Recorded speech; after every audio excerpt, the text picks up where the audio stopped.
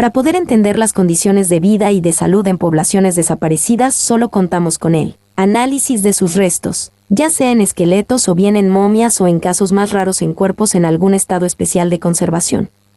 1. Estos materiales, junto con algunas fuentes documentales, constituyen la materia de estudio de la paleopatología, que es el estudio de la enfermedad en restos antiguos. 2. A partir de estos estudios podemos identificar algunas alteraciones que, sabiendo por qué se producen en la actualidad, podemos intentar inferir por qué se produjeron en poblaciones ya desaparecidas. Esto tiene gran interés para los investigadores, puesto que podemos de esta manera deducir algunas características importantes como son la dieta, la ocupación, las condiciones generales de salud de poblaciones que solo conocemos a través de sus restos materiales. El comprender las condiciones de vida y salud de las poblaciones pretéritas no solo es de interés para los arqueólogos e historiadores, quienes parece que viven para recordar un pasado glorioso de monumentos y tesoros, exhibidos en museos.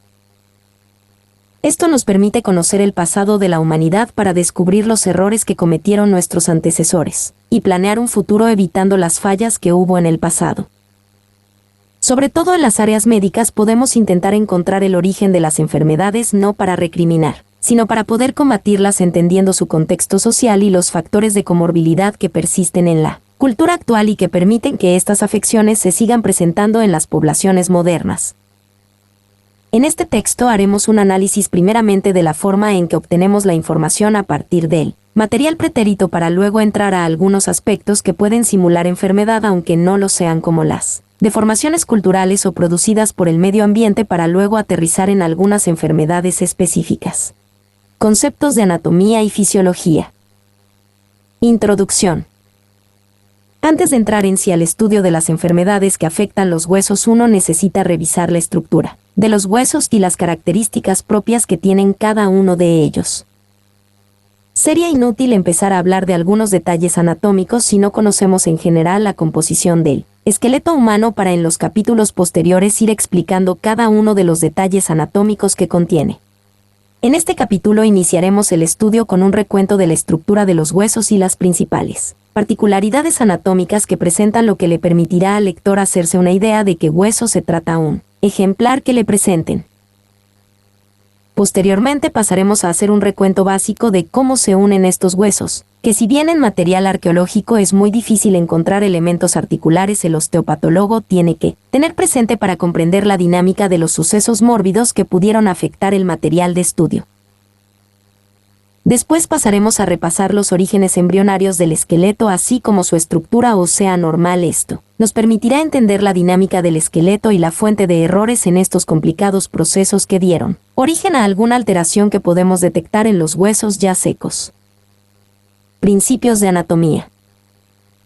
Creo importante mencionar que si bien el osteólogo ve el esqueleto como algo vivo y muchas veces se refiere a posiciones anatómicas, el esqueleto para estudiar está totalmente desarticulado, puesto que al pasar el tiempo enterrado se van descomponiendo las partes blandas y se van sustituyendo gradualmente por tierra, dando como resultado que los huesos que se le presentan para estudio están separados y se tienen que extender en las mesas de laboratorio para poder inventariarlos o contarlos.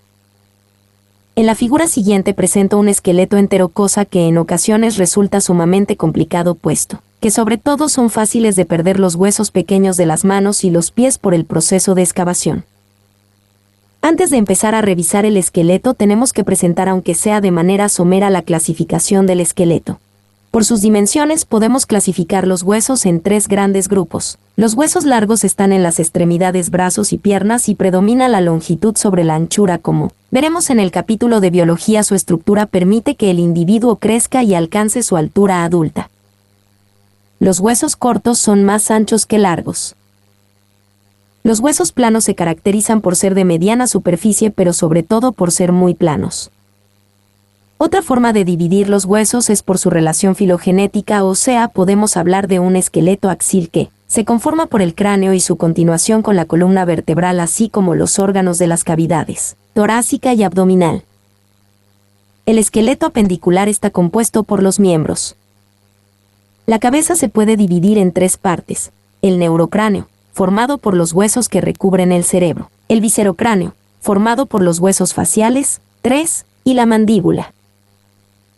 El neurocráneo se constituye por los frontales, que son los huesos de la frente, fusionados generalmente los adultos, sin fusionar en los individuos infantiles. 4. Los parietales, que forman el techo de la bóveda craneana, posteriores al frontal con el que se articulan en la sutura coronal, y el occipital, que ocupa la cara posterior e inferior del cráneo y se articula con los parietales en la sutura lamboidea. El cráneo facial o viscerocráneo está formado principalmente por los maxilares que se unen al frontal en las apófisis del mismo nombre y contribuyen a formar tanto las órbitas como la nariz y la boca, y los cigomáticos, que forman el pómulo y contribuyen a formar la pared externa de la órbita. La mandíbula es un hueso independiente de la cabeza que se articula con el cráneo en la articulación temporomandibular. Está conformada por dos ramas que se unen con el cuerpo formando un ángulo cercano al recto en dicho punto. Tanto los maxilares como la mandíbula portan dientes.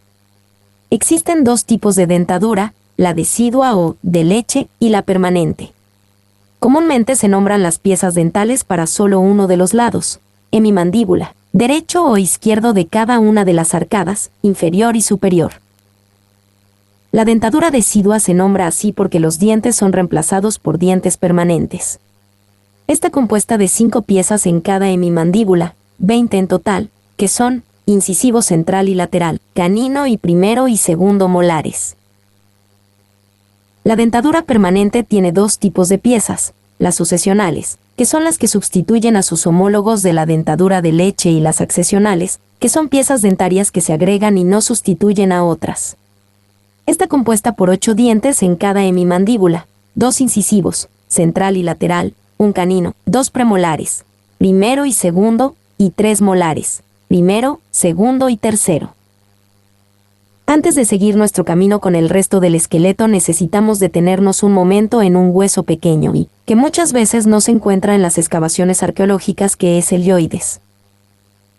Este hueso es fundamental para la inserción muscular de piezas muy importantes para el habla y la respiración. Contiene un cuerpo y 2 pares de astas, las mayores y las menores, y se localiza en la región anterior del cuello. La columna vertebral está compuesta por 24 vértebras que se componen de un cuerpo, un arco y 7 apófisis. En la edad infantil y juvenil los cuerpos y los arcos permanecen separados, no adquiriendo la configuración final hasta la edad adulta. Existen 4 tipos de vértebras: cervicales, torácicas o dorsales, lumbares, sacras y coxales. Las vértebras cervicales primera y segunda son atípicas puesto que no se parecen al resto de las vértebras. El atlas articula directamente con el cráneo, por lo cual posee carillas articulares para este, además de tener la particularidad de que no posee cuerpo, sino que su función es suplida por la apófisis, odontoides de la segunda vértebra o axis. El resto de las vértebras cervicales se caracterizan por tener arcos grandes y cuerpo pequeño, además de contener los agujeros vertebrales para dar paso a los vasos de la cabeza. Las 12 dorsales presentan arcos más pequeños y cuerpos más grandes, además de contener las carillas articulares para las costillas. Las 5 lumbares tienen los arcos y cuerpos más voluminosos. Tenemos por último las 4 o 5 vértebras sacras, que disminuyen gradualmente el tamaño tanto del cuerpo como de los arcos, siendo la primera la más grande y la última la más pequeña. Las curvaturas cervical y lumbar no se empiezan a desarrollar hasta que el niño empieza a caminar, por lo cual no pueden observarse sino hasta el 3er o 4er año de vida. El esqueleto del tórax o jaula torácica lo constituyen 12 pares de costillas y el esternón. El esternón es un hueso único ubicado en el centro del pecho y compuesto por 3 porciones. El manubrio, que es la parte superior y que se articula con las clavículas teniendo forma trapezoidal. El cuerpo, que es la porción que se articula con las costillas y que tiene mayor longitud. Por último tenemos la apófisis sifoides, que es una parte estrecha y larga. Las costillas son 12 pares de huesos que rodean a los pulmones y al corazón, además de dar inserción a músculos, que colaboran en la respiración ascendiendo y descendiendo. Podemos clasificar las costillas en 3 grupos: las verdaderas, que se articulan tanto con las costillas como con el esternón; las falsas, que se articulan con las costillas y con un cartílago costal; y las flotantes, que solo se articulan con la columna vertebral. Para su identificación podemos ver que la primera costilla es muy ancha y muy corta, las demás podemos observar sus carillas articulares y su tamaño. En laboratorio podemos disponer en orden de tamaño extendiendo las costillas sobre la mesa. Contamos con dos cinturas, la escapular y la pélvica, ambas constituyen la conexión entre el esqueleto axial, cráneo y columna vertebral, con el apendicular o de los miembros. La cintura escapular está compuesta por la clavícula, un hueso pequeño en forma de S itálica y que se articula tanto con el esternón como con el hombro. En la cara dorsal tenemos el omóplato, que es un hueso de forma romboidal que en su cara posterior contiene una espina para dividir su superficie en dos fosas, la supraespinosa y la infraespinosa. Además contiene un borde interno y uno externo que contiene la cavidad glenoidea, punto donde se articula con el hueso del antebrazo o húmero. La cintura pélvica se compone de dos coxales, que en los individuos infantiles y juveniles son tres huesos independientes, 5, el sacro y el coxis. Estos últimos están formados por vértebras que se fusionarán en la edad adulta en un solo hueso. El sacro es un hueso producto de la fusión de las vértebras y conserva la curvatura original, siendo en restos esqueléticos de forma cóncava y triangular con la base proximal y el vértice distal.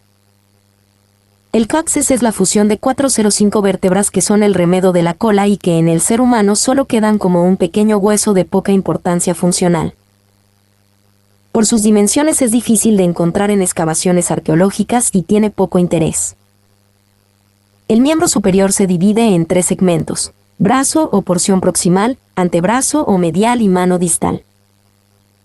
El brazo está compuesto por el húmero, hueso único que se articula en la cavidad glenoidea con el omóplato, y por la laxitud de esta articulación tiene la ventaja de tener el mayor grado de movilidad, aunque presenta el problema de que se vuelve fácil de luxar.